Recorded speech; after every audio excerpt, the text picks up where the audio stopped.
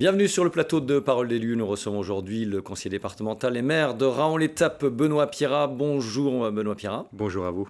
Alors comment est-ce que le salarié d'imprimerie que vous fûtes est devenu un homme politique à plein temps ? Je pense que le salarié d'imprimerie aimait son travail à l'imprimerie et j'ai été engagé pendant 25 ans chez les sapeurs-pompiers. Et je pense que c'est un engagement citoyen qui a fait que j'ai bien connu Michel Imbert Votre prédécesseur, et qui a vu en moi cet engagement pour la collectivité et m'a proposé d'intégrer le conseil municipal en 1995 comme conseiller municipal. Michel Imbert, socialiste, vous décrivez clairement comme centriste. On le sait, dans les petites communes, les étiquettes politiques ont moins d'importance qu'ailleurs. On peut dire ça, bien sûr. Bien sûr, bien sûr. On établit avec des gens, on parlait d'engagement citoyen, c'est tout à fait ça. Pour une commune, toutes les personnes qui ont envie de donner de leur temps et travailler pour la commune sont les bienvenues. Alors, ceci étant, vous êtes aujourd'hui adhérent au Parti radical et donc soutien et parrain du président Emmanuel Macron, puisque vous l'avez parrainé, vous avez porté cette signature-là. Quel regard avez-vous sur cette campagne présidentielle ? Il reste moins de 15 jours avant le premier tour. On nous annonce quand même clairement le retour du duel Marine Le Pen-Emmanuel Macron. Vous êtes dans cette logique-là ? Tout semble aller dans ce sens-là, même si on sent avec les sondages que du jour au lendemain, ça bouge un peu entre Marine Le Pen d'un côté et Jean-Luc Mélenchon qui tente à remonter un peu. Il y a encore 6-7 points, on est au-delà de la marge d'erreur. Il y a 5-6 points qui font que... Mais on sent qu'on s'approche d'un duel au deuxième tour entre Emmanuel Macron et Marine Le Pen, en effet. Pour législative, soutien inconditionnel à David Valence qui vient de se déclarer. Vous dirigez d'ailleurs son comité de soutien. Pourquoi lui ? Est-ce que c'est une bonne idée, sachant qu'il était déjà maire et président de l'agglo, et s'il est élu député, il faudra quitter ces deux entités-là. Comment est-ce que vous voyez les choses ? Moi, David Valence, c'est un homme que j'ai connu en 2014 quand j'étais élu maire. Il est également maire depuis 2014. On a appris à se connaître très très vite, à se rapprocher aussi, à avoir des idées qui étaient partagées et une vraie volonté pour s'engager pour notre territoire, pour la Déodacie. Et c'est tout naturellement que je suis en soutien de David Valence et que je suis à ses côtés pour que l'on ait un député fort pour notre territoire, pour notre Déodacie. David Valence a prouvé par les mandats qui sont les siens à l'heure actuelle, que ce soit en tant que maire de Saint-Dié, en tant que vice-président à la région, et président de la communauté d'agglomération de Saint-Dié-les-Vosges, jeune comité d'agglomération, qu'il est intègre, il est volontaire, il est passionné, il a une vraie envie pour son territoire, il n'a pas d'idée partisane, il veut aller de l'avant et c'est tout l'objectif que l'on souhaite. Pour vous, c'est une suite logique de son parcours politique, sachant que il y a 2 ans, il y a quand même des électeurs qui ont voté pour lui et qui vont se retrouver orphelins de leur maire s'il est élu encore une fois. Bien sûr, mais il aime la Déodacie, il a toujours... il dit bien haut et fort qu'il restera en Déodacie. Nous avons bien évidemment besoin de lui, mais nous avons aussi besoin de quelqu'un qui puisse pousser les portes à Paris pour valoriser ce territoire qui a été si souvent oublié. Alors, il se susurre quand même que si le président Macron est réélu, il pourrait y avoir un petit appel de ce côté-là. J'imagine que vous n'avez pas d'infos particulières par rapport à ça, mais est-ce que ça serait une bonne idée ? On a forcément aussi besoin d'élus vosgiens qui soient représentés au tout meilleur niveau, mais ça veut dire que c'est un élu de territoire qui pourrait disparaître. Oui, mais encore une fois, disparaître, on ne disparaît pas totalement et il a une telle envie pour son territoire, il a une reconnaissance aussi en pleine et entière pour les Déodaciens d'un côté qui l'ont élu jeune maire il y a plus de 6 ans, et puis pour le territoire dans sa globalité dans la Déodacie et du côté d'ailleurs du Bruyères, parce que la circonscription est plutôt étendue, elle ne couvre pas que la communauté d'agglomération de Saint-Dié-des-Vosges. Alors cette candidature vient également en confrontation avec celle de sa vice-présidente à l'agglo, Caroline Privat-Mathioni, également conseillère municipale à Saint-Dié. C'est la fin d'une sorte de concorde entre le centre et la droite traditionnelle en Déodacie, on peut dire ça comme ça ? Moi je dirais simplement que c'est dommage. C'est dommage d'avoir au sein d'ailleurs du même conseil municipal 2 personnes qui travaillent pour le bien de tout le monde.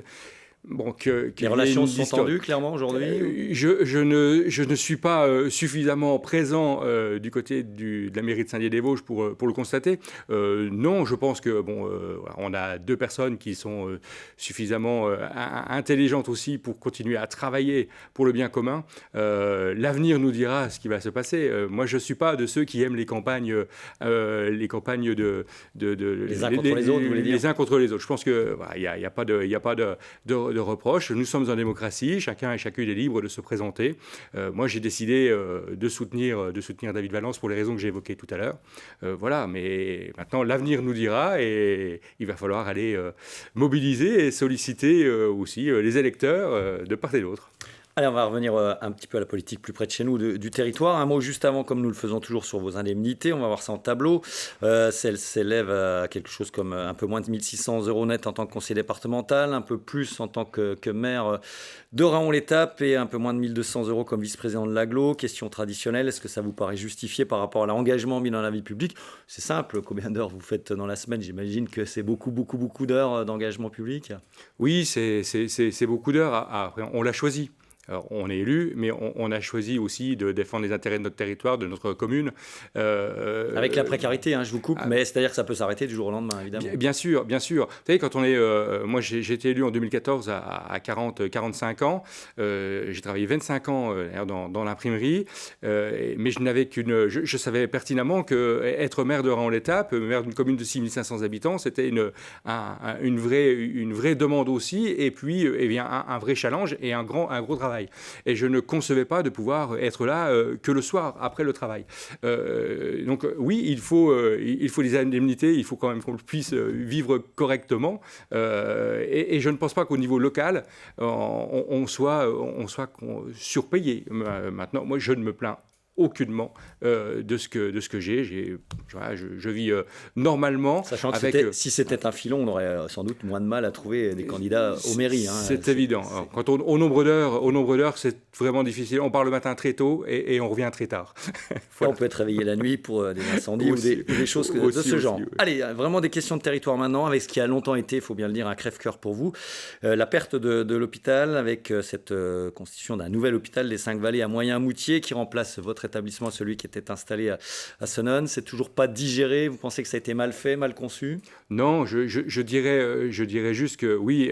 Vous l'avez mal pris au départ. Au départ, oui. Moi, je l'ai très mal pris parce que l'agence régionale de santé n'a pas eu les mots pour communiquer, nous laissant travailler aussi dans notre coin, entre Senones d'ailleurs et Raon-l'Étape, pour retravailler de manière à reconstruire un nouvel établissement, un à Raon-l'Étape et un à Senones. Donc nous y avons mis beaucoup d'ardeur. Je rappelle que c'était aussi vraiment en 2014, tout jeune maire. Et puis pour comme ça, très rapidement, tout le monde irait à Moyen-Moutier. Donc il faut savoir aussi reconnaître que nous avons besoin de faire évoluer notre territoire, qu'un établissement neuf de ce rang, ça ne se construit pas tous les jours en France. Donc voilà, prenons-le comme une chance, même si je le reconnais, j'ai une plaie assez béante d'ailleurs qui reste là, mais je sais aussi qu'il faut, non sans oublier le passé, avoir une vision sur l'avenir et se dire qu'on a une structure moderne qui va évoluer aussi à 3 km de Raon-l'Étape. Ouais, le déménagement est en cours. En restant dans le domaine de la santé, votre pugnacité à payer pour la maison médicale, ça a été un des sujets récurrents et longtemps chez vous. Ça vous aura coûté 900 000 €, c'est ça? C'est ça, à peu près, oui. Et aujourd'hui, ça cartonne, on peut le dire, et vous avez tout lieu de vous réjouir de cette installation. Oui, on est très fiers de notre maison de santé parce qu'on a voulu bien sûr lutter contre la désertification médicale, des médecins qui partent en retraite et une vraie incapacité de retrouver regardez cette image, je vous coupe, mais il a fallu quand même faire des choses un petit peu incongrues. Mais je ne sais pas si c'est une manière originale ou pas. Je peux vous dire qu'elle a fonctionné. Elle a fonctionné parce que les gens passaient, parce qu'ils voyaient un numéro. Les criteaux, donc le long de la N66. Exactement. Et je les ai toujours. Alors alors ils sont juste repliés, enroulés proprement. Mais je pense que voilà, j'ai eu l'occasion d'échanger avec les médecins, tout le personnel soignant de la ville de Ramon-l'Étape lors d'un après-midi convivial samedi dernier. Et on sent qu'il y a une vraie volonté, une vraie ambiance. Et puis, plus de médecins que l'on en avait avant, une kiné qui est venue rejoindre l'équipe, et les infirmiers, les ostéopathes. Enfin voilà, c'est quand même le cercle très vertueux très important. A été mis en route. Allez, il nous reste un peu plus d'une minute. Deux dernières questions. Le plan économique, le territoire de Saint-Dié, la Déodacie a longtemps été a autant eu le taux de chômage le plus conséquent de Lorraine. Ça s'améliore un petit peu. On est autour de 10% aujourd'hui.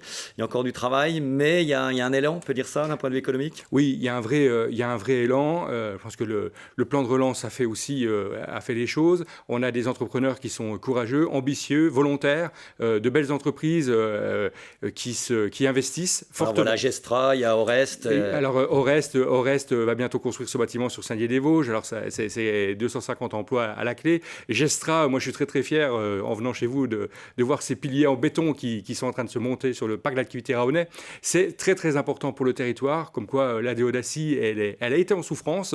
Tout n'est pas gagné, mais on se bat au quotidien. Vient de fermer. Il faut se souvenir aussi qu'il y a eu aussi des mauvaises nouvelles récemment. Mais bon. On se bat au quotidien pour que les entreprises viennent chez nous. L'environnement est plutôt sympa.